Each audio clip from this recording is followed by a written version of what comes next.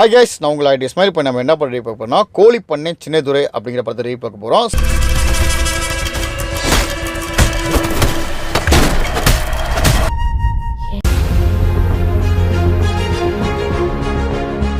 சீனு ராமசாமி இந்த படத்தை இருக்காங்க. ஒரு தனி மனிதனோட எப்படி சொல்லணும் வாழ்வியலை படமாக எடுப்பார். அது செம்மையாக இருக்கும், அப்படியே இயற்கையாகவே இருக்கும் அந்த படம். இந்த கதையை பார்த்தீங்கன்னா செல்லதுரை அப்படின்னு ஒரு கேரக்டர் வராரு.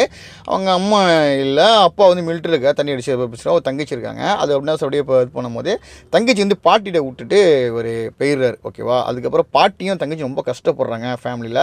அவங்க எப்படி ரன் பண்ணி வந்தாங்க, இவர் போன ஒரு திரும்பி செல்லதுரை என்ன ஆச்சு, எங்கெங்கே போனேன், எங்கே வந்தார் அப்படிங்கிறது அந்த படத்தில் கதைங்க. நல்ல படம், நல்ல ஒரு மெசேஜ், நல்ல ஒரு ஸ்லோவாக இருக்கும். நல்ல ஒரு மனிதனோட கஷ்டப்படுற விஷயத்தை ரியலாக காமிக்கக்கூடிய படம். கண்டிப்பாக கோழி பண்ணை சின்னதுரை படத்தை பாருங்கள். இதில் நடித்த ஹீரோயின் கூட சூப்பராக பண்ணியிருந்தாங்க. அவங்க எல்லாமே டீச்சர்பாங்க, கண்டிப்பாக உங்களுக்கு தெரியும்.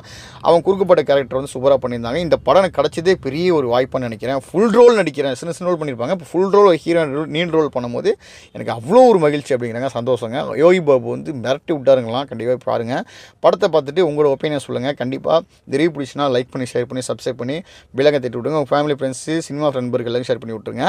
அடுத்த நல்ல ஒரு சந்திக்கிற வீடியோ உங்களை பாய்.